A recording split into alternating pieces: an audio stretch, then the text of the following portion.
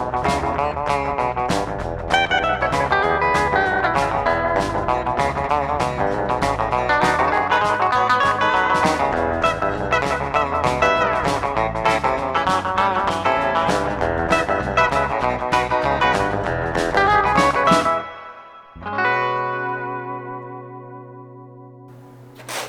everybody, Willie here at the Great Outdoors. What's going on? Everybody doing okay? What do you know good? Tell me something. Good, good, glad to hear that. Hey, you remember that reel I bought? Now there's a vague question. Remember that reel I bought in the last episode, the episode before the last episode, that 1810 that I said it's a Shakespeare that I found in a shed with vines and weeds and bugs and all kinds of other things that managed to live in the dark for 5 years? Well, I got good news. That's right, we got parts. And I'm going to open this box right in front of your very eyes. Well, it's not right in front of your very eyes. It's actually right in front of that very lens that you'll watch, and then it'll be in front of your very eyes. Of course, at that point, I will be working on another video, and you'll be seeing what I did the week before. Television is confusing. Yeah, I know. I know, it's not easy. So hey, we're gonna open this box up, but first I need a knife. I also have pretty strong hands, so let's just stop playing around here. Now these parts came from a place called Matt's Reel Repair.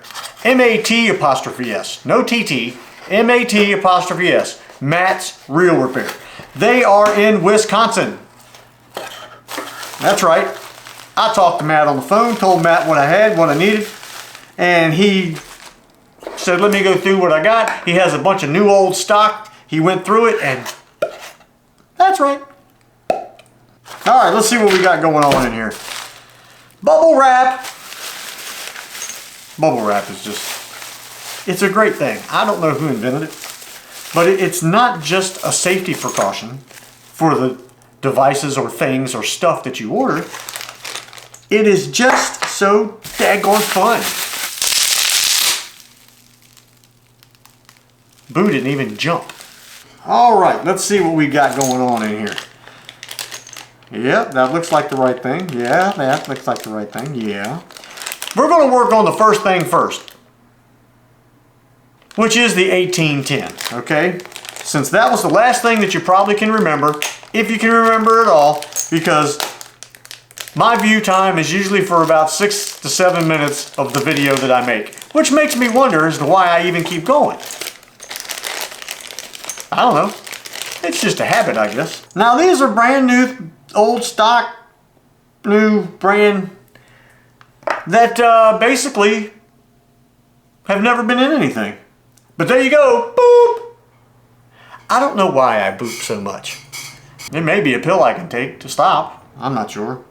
But anyway, let's take a look. Here is Warped and Nasty. You might be able to see that. Yeah, Warped and Nasty. Here is Straight with No Issues. Oh, it just makes me feel good. And we're going to take a look at these gears. Uh-oh. Let's take a look at where's that other gear at? Here, gear. Here. Okay, here's the thing. I've got to take this apart and clean it. I did not take it apart and clean it because I didn't want to forget how it goes back together. So what we're going to do is get that old camera down here to the old table of contents, and I'm going to continue taking the rest of this funky nasty off of here and make an attempt to try to remember how it goes back together. Doesn't look that bad. Doesn't look complicated. I think we can handle it. See that? Get a good close-up of that. Pause the camera right here. If you got any parts that you need, please call this number and get with these people, Matt's Reel Repair in Wisconsin. I'm telling you, I was extremely happy that they had the parts that I need for this reel. I almost gave it away. But we're going to put the mystery parts over here where you can't see them. And then, maybe, just maybe, we'll work on it. Anyway, let me put that thing on pause and get the camera right, and then we're going to dive in to the Shakespeare 1810. Now, as you well know, this is the parts that we've already taken out of here. I have not cleaned this up yet either, the rotor on this particular one, but we're going to do that tonight. These, well, this is just basically a bowl of parts. And I need to take this little tiny acorn nut off the top of here, drop it in there, because most of this stuff is already cleaned. I think I've already cleaned, no, did I clean that up? No, I didn't. I think I just cleaned the plates up. So this, oh yeah, that needs to be cleaned because it's still got line on it. Now that I could have done. What was I thinking? I'll tell you what I was thinking. I was thinking, Honda Monkey. That's what I was thinking. I'm not kidding. And I was thinking that exact way too. Okay, there appears to be a small C-clip on the back of this piece here that looks like this doesn't come apart. This looks like this stays as one piece, this barbell with the shaft here, and then the gear comes off, which slides up there. Okay, kind of getting an idea here. Now, one of the scary things about doing this is making sure that that C-clip doesn't get launched, because in here I'll never find it. The vacuum cleaner will find it, but I'll never find it. Oh, there it went. Okay, where you at? Okay, there it is. We got it. We're good. All is good. All is good with the world. Okay, we got that out. So now we should be able to pull this here shaft out of its shafty home with its sticky, gooey grease from 19 whenever. Okay. Square part. See that? Square part goes down. Alright. Open part goes up. Are we down with that? Square part down. Open part up to the bottom of the frame. Hope we understood that. Hope everybody was down with that. So there we go. There's our frame. Now I'm going to turn off the camera for a bit. There's no use in you watching me clean all this stuff. So I'm going to go clean all of this. Take this nasty, this is a tiny line. Almost like, that could be 2 pound line. No it ain't. It's 4. That's 4 pound line right there. That's right. I've used it enough. I know. Alright, let me get this off here and we'll go get this stuff cleaned up. Oh, this needs to be cleaned. And so does that, but I'll carry that. Anyway, be right back. Alright everybody, I'm back. Everything is cleaned up. Now I just got to dry it off a little bit, some of these things. And we will get to putting this thing back together again and crossing our fingers and hoping that she will function like she is supposed to. I did notice on the inside of the cap, some of the threads are a little bit flattened out, and I think that's from when whoever tried to put this thing back together again cross-threaded it. And does that make me happy? And no, it does not. It's not very good at all. But if we can make it work, get it right, get it threaded on there the way it needs to be, we will be happy campers, people. I'm not joking. Now let's get our new gear. Here's our new gear. Here is the old shaft. So this shaft needs to go through this hole here. And look how much nicer that moves. Now let's pull that up there. Let's get our gear. And as we remember, the hollow side goes up. Fits right on the square part of that shaft there. Now, next is this fancy brass device. Then I'm going to push that over the shaft there. Then we have a little washer. It's got to go, whoop, hey little washer, don't play that game. You could be the difference between fixed and broken. There we go. Alright, let's get that out of there. We got to find Mr. C-clip. There he is. Now this ought to be interesting. And I'm going to try very hard to not push the screwdriver into my index finger. Oh, there we go. Wow, did that go easier than I expected it to. We are going to get our new gear. Isn't that pretty? Look how pretty that is. So we got a little oil around in here for our fancy release and locking in lever, and this is our new gear. We have the hand crank here all cleaned up and pretty, and we are going to lift this. Wow, what a magnet that is. Lift that out of there. We're going to put that on there as such. There was no washer of any kind for, well, I take that back. Let me take that back. I take it back right now. Speaking of taking things back, I wish there's something I wish I'd have took back today. Had lunch at a local Italian joint, and I had the special, which was 2 pieces of pizza. One was cheese, and then you could pick a specialty piece. Well, let me tell you something. I picked what they called the Italia. And I'm not going to tell you it was bad, because I don't think that it was. It was actually pretty good. But right now, that rascal is laying in my stomach like somebody poured a half-gallon bucket of paint down there. So let's just go ahead and put some of these here screws. So there we go, that's in there.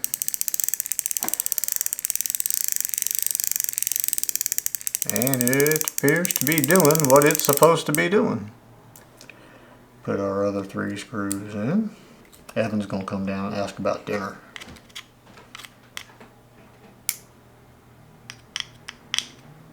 Hello, Jim.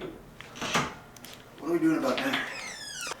Alright, now we're going to put our spool on here, and we're going to put a little bit of oil. That sounds lovely. We'll put our rotating device on.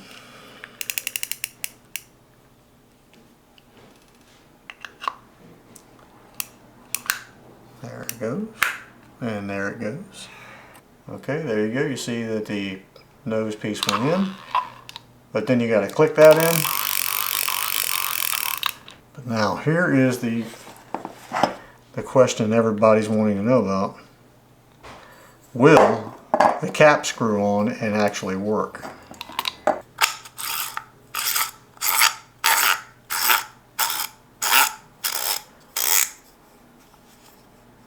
It is. It is going on straight.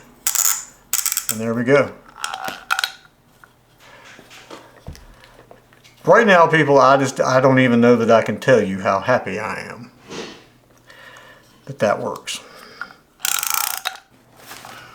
Now look at that. This is a happy moment when you're doing this right here, when you are actually wiping the reel down and cleaning the excess oil and stuff off of it and grease from your fingers and all that stuff, and then remembering the things you didn't do or didn't put in, or looking down at the table and all of a sudden going, where'd that washer come from? This is that point. This is right now, we're at that point. The only thing I haven't done is put line on it, or I need to put a little oil just down inside the spinning part of the crank arm there. So anyway, yeah, this is a happy moment right here. So everything's working. She might have a slight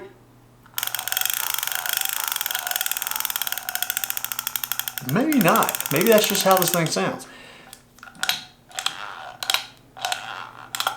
She's working. Now let's try to remember. I'm asking you to just try to remember, okay? She was froze slam up. I mean froze. And why? Why was she froze? Bad oil or grease. The grease had hardened up and the thing had been sitting in a shed for 5 years. And who knows, in that 5 years, it may not have worked when it was put in there. So, you know, would that grease harden up in 5 years like that? I don't think so. But we had hard grease and it wouldn't turn, and we had a warped gear. Matt's Reel Repair. I called Matt's Reel Repair, and Matt set me up. He had what we needed, brand new gear. So I have a brand new shaft gear, I have a brand new crank gear in here, and again, now we have a really cool colored two-tone silver and black Shakespeare 1810 from 1971 that is going to go back out to the water again. So whenever you come out here to fish, one of the last things you want to see is a ton of green slime all over the lake. All we can do is try.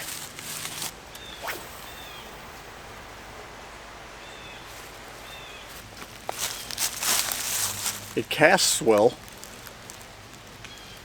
All I'm doing is dragging the stuff across these leaves and stuff. I'm dredging. That's all I'm doing.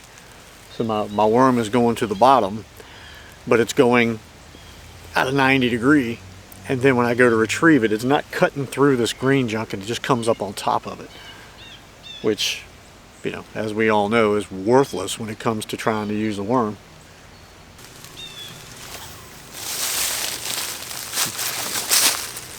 Well, about all I can really tell you at this point is that it does work. It casts well, and it retrieves well.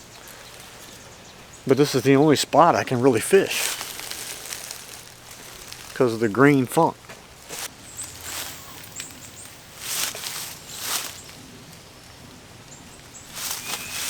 It really casts far.